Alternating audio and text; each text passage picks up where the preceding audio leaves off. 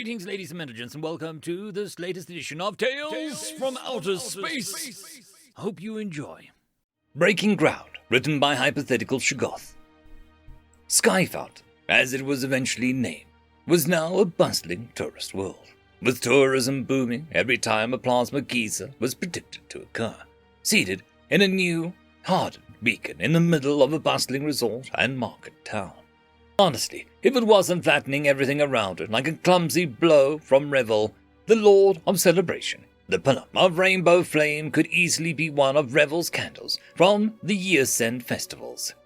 There were even rumors that the technicians were looking into manipulating the beacon signal to control the flame, shaping and tuning its colors.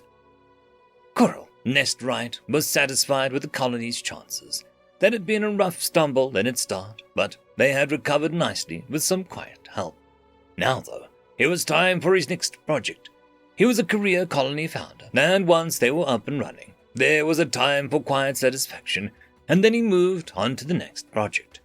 Some took weeks, supplied vast unfolding kits on worlds without any significant surprises or threats. Those were decent paychecks, and helped pay for the more interesting, problematic colonies. Those could take years, and for all their difficulties, those were the jobs where Quirrell felt the most alive. The next job was waiting for him when Skyfountain was officially established. A band of Neret, a species from the near edges of the Gulf, wanted to try establish an outpost closer to the Concordium space, improving their trade prospects. They'd even chosen a world and gotten confirmation from the Concordian Colonization Administration that they weren't stepping on anyone's toes in the territory expansion. Everyone else had kept out of the region, as all the planets were either just slightly too difficult to colonize, or just too close to the Gulf for most of the mid-armed races. As cultured or civilized as most of the races may be, there was still a quiet fear of the deeper dark of the more scattered stars. Many maps were marked "Here there be void beasts," with depictions of massive entities swallowing various craft in the dark. The scarcity of local races didn't help matters. In any case, these Neret colonists didn't seem to mind the dark, nor the uncertain climate of the world that they had chosen.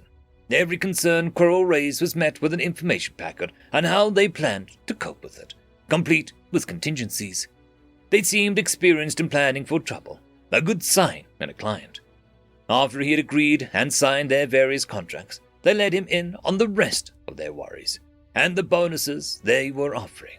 Fully in the loop, Quirrell was doubly sold. This was going to be a worthy project, and interesting as well. Agakrak was, one way or another, going to be a colony for the history books.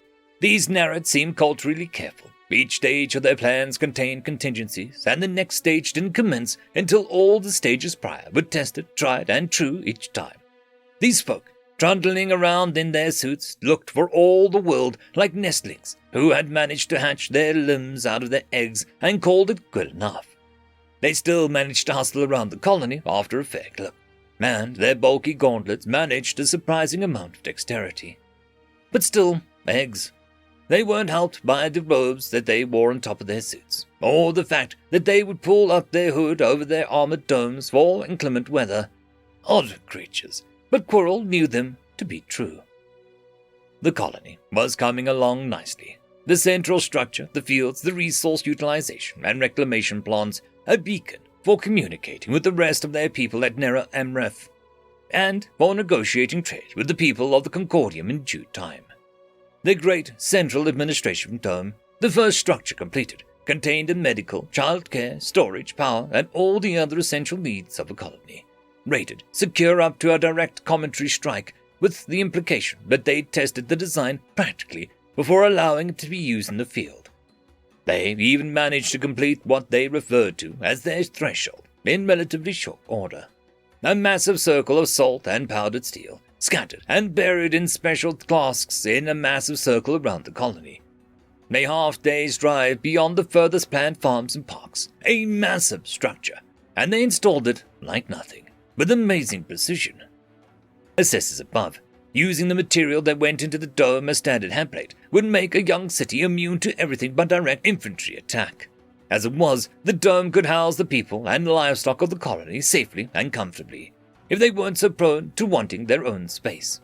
The colony was even aesthetically pleasing to his sonar and EM-sensitive whiskers. Quirrell woke with an unpleasant sense of déjà vu.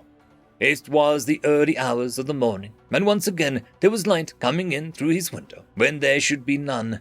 He rose, panic stretching his limbs and torso into a form meant for speedy movement, rather than the more comfortable orb-like sleeping form.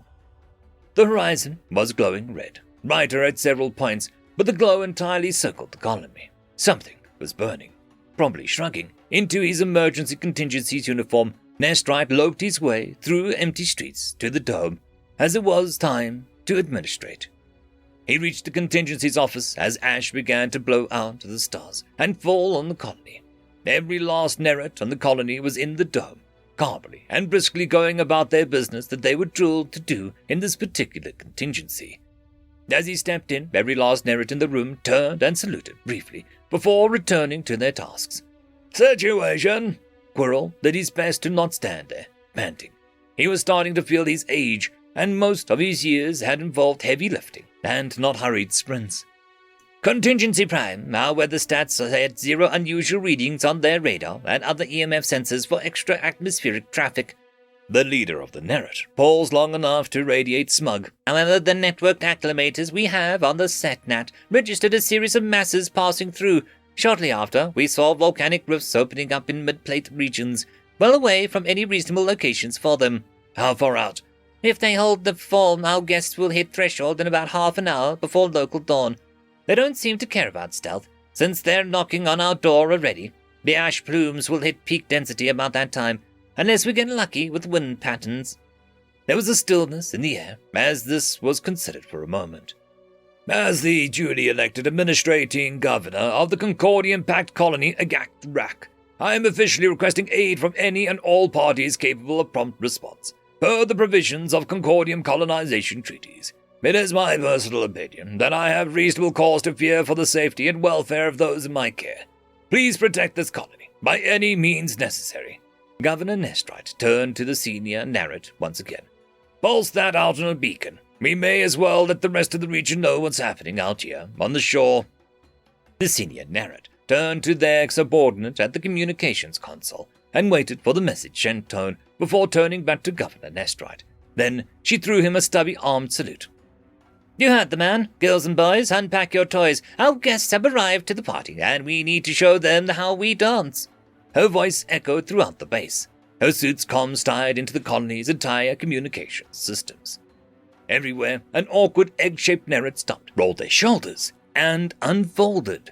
Where there was a colony worth of awkward, slow folk toddling around, there were now a plus-size complement of Terran Marine Recon engineers detached to follow lawful orders of the local governor. In full heavy infantry armor, started with field knitters, countermeasures, guns, and blades, and they had just been told to act as they saw fit. In his corner of the command center, Tompkins was quietly cackling to himself. Since Groundfall, he had been given permission to act freely. He had been given access to a full extra complement's worth of engineering equipment, as well as some extra special R&D he had picked up, and some toys Nestrite had picked up as their thank you for prior aid. He had months to get, inventive. The Threshold had been the first of Tompkins' darlings. Fleet had taken to calling the groundbreakers the Unsili, as they arrived through strange ways, and then colonies disappeared. Taking inspiration from that, he had created a huge circle to keep them out. Old sea mine designs that used fuses that Tompkins had dreamed up. Apparently, these little experiments had shown the ground swimming effect that the craft they used had some weird interactions with pure iron and molten salt. The detonation still managed to affect the craft through their weirdness, forcing the invaders to use more classical means. Near dawn, the ground at the threshold heaved, and dust rose. The first waves of their noses bloodied.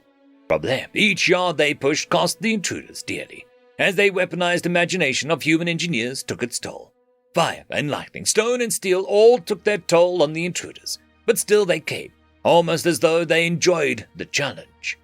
Eventually the invaders reached the edges of the colony's central city, actually using something resembling military discipline in the face of the withering torrents of energy and kinetic combined fire from hundreds of hardened defensive cannons that had been waiting. They were big, but so were the cannons.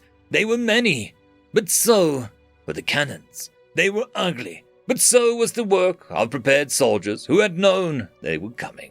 The tide of big armored soldiers closed on the rock rack and broke. Their smallest, most foolish soldiers were mowed down, trying to exhaust cannons fed by colony reactors. The veterans dug in and waited.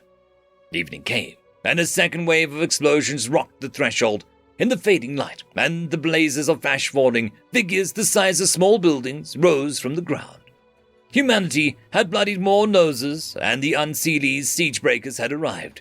In their darkness, they marched forward, their thick shells sloughing through the focused onslaught of defensive fire. In the shallows of the Gulf in a solar system formed around a small brown dwarf star, several ships received an all-eyes signal. Without hesitation, they began spooning up their drives. The Reliquary, Pyxis, and the Obelisk were on their way. End of story. I'd quickly like to thank the T5 channel members and patrons. Caspar Arnholtz, Cam Maxwell, Lord Azrakal, Dragzoon WRE, Holly Sister, Ambrose Cattell, and Quantum Wednesday. Thank you very much.